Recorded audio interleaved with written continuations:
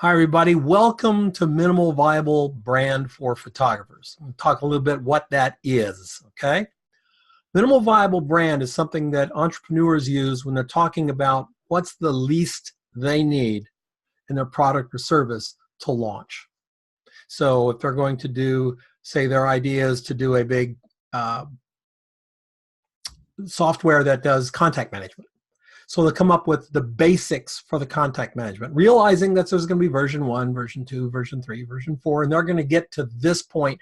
But what's the minimum viable? Also, the minimum viable brand. Do they have their ideas in place? Have they protected their intellectual property? Have they got their branding ideas like collateral, ID, etc.? They got all this set up. And branding is something that's very near and dear to my heart. First of all, I have to admit that I think that 90% of us just pure frickin' hogwash. But the part that's real is very real and needs to be addressed. I got into thinking about this minimum viable brand because I was talking to someone. It reminded me of an experience that I had.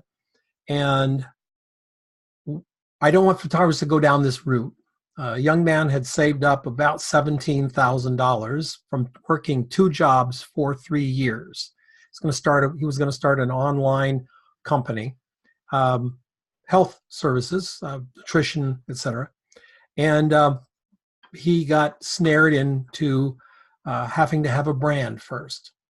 And everybody encouraged him brand, and he went to this branding company, and the branding company said, "Oh yeah." So they did a color analysis. What was he, a winter or a spring? And then they did a font analysis about what fonts would really bring out his character and his idea. And then when they did a logo search, and I was sort of in the middle of this, so my words fell on deaf ears. I hope they don't fall on your deaf ears, but I was cautioning against spending the capital. But by the time they were done, he had spent about $11,000 on a logo and a little folder to put his stuff in, and his color palette, etc. And then went out and got a $5,000 website. Well, you can run the math. He had about $1,000 left, and he had no product. He spent it all on logos and color analysis and fonts, and should he have a teal shirt on or a red shirt on when he's pitching his product? And that's insane. Talking to a photographer who spent $3,500 on a logo, that's insane. I'm sorry. It's just nuts. It's okay if you've made a ton of money. If you're like, you're shooting 4 days a week, 5 days a week, some catalog stuff coming in, a couple of ads, some collateral over there. Maybe you get a couple cool editorial shots, and your accountant calls and says, "Dude, this last quarter's been pretty good. You need to spend some money. Uncle Sam's going to get it." You can go, "Well, maybe I can do a rebranding. I'll hire this guy. He'll charge me $3,500 for a logo, and I'll get a $10,000 website, and I'll be looking really cool." Yeah, you will. Not bad. But it didn't come out of your operating expenses. It came out of your profit. The truth of the matter is that nobody gives a flying damn about your logo or your color scheme or whether you're a winter or an autumn. Me, I'm just gray. Nobody cares. Nobody's going to look at your portfolio and say, "Hey, Don, some shots are pretty amazing, but we're just not, that color gray you have around the edge of your website. It's just wrong, man. So we can't use you." Not going to happen. They're also not going to look at your website and go, "Wow, you spent $5,000 on that website. You spent $11,000 getting the colors all coordinated, and you got the right." When I look at that font, when I see that font, I think to myself, "Holy shit, that's Don Giannatti right there. That font is him. I got to have him." That's not going to happen either. Just not. Nobody cares. Do I think design doesn't matter? No, I think design matters a lot. I think it matters a tremendous amount. We are visual people. We're doing a visual product. We're talking to visual people. Oh yeah, matters a lot. Just doesn't matter $11,000 worth. Okay. So we're going to talk a little bit about how to do this branding stuff without you breaking the bank, without you going bankrupt, without you spending capital.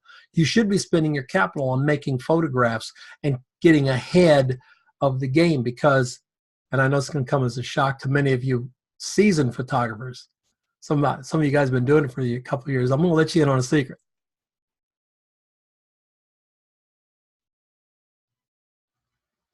Sometimes you have bad months. I know. It's like who would know that, right? I mean, it's like an insider secret, and we're not supposed to. But yeah, sometimes you have bad months, and you might have to, dip into those savings. And if that savings is, spent on figuring out that Cheltenham is just so you're in trouble. So we're going to take a real pragmatic, a real no bullshit approach to this. I'm probably going to piss some people off.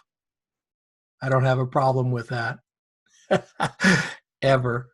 And we're going to get you to the point where you know what you need and you have it so that when you go out the door, you're ready. What if you went out the door tomorrow with your portfolio and your portfolio is pretty good, right? One thing we're not covering in this class, by the way, is your portfolio. That's a damn given, okay? How often should you be working on your portfolio? Every moment you're alive. I know you got to fit in some sleeping and eating in there, but not much. We're going to portfolio because that's your ticket. That's it. That's your only thing. So given the fact that your portfolio is good and you walk out the door and you show it to somebody and they go, whoa, Don, this is great. Could you give us a bid on this job? And you look at the job and they need 4 models and they need a set builder. And they need a couple of stylists. And you think, that's awesome. I don't know a single model. I don't know a set builder. I don't know a stylist. Guess what, Jack? It's a little late for that. You got to prepare for it.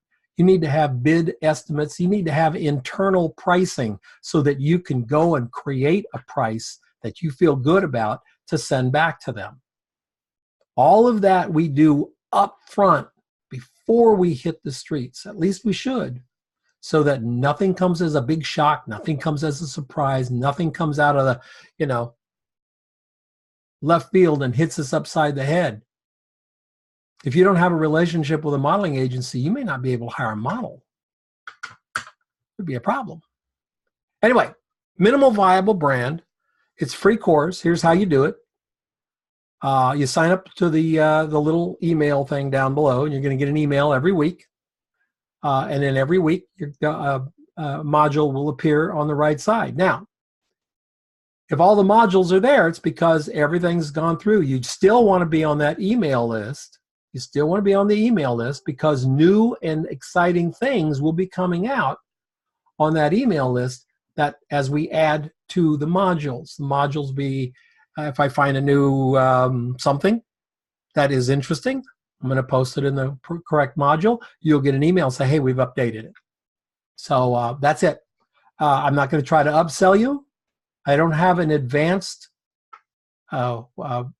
minimum viable brand course to sell you at the end where I go, well, now that you've had the minimal advanced or minimal course, you need to send me $979.4 thousand so I can give you the real skinny. We're not going to do that. We're just going to put it up. It's there for you. I'm a coach. I'm a mentor. If you're interested in that, wonderful, lovely. Give me a call. We'll get it going. If you're interested in Project 52, that's fine as well. But we're not hard and selling anybody on this course. This is for you guys. I want nothing more than your success. I want to see commercial and editorial photographers thriving. I want new people who want to enter the field to have a business. And I want it to be a real business, not a substitute, not a headache, and not a failure. So I'm on your side all the way through. We'll see you on the next video. Welcome to Minimal Viable Brand. See you next time.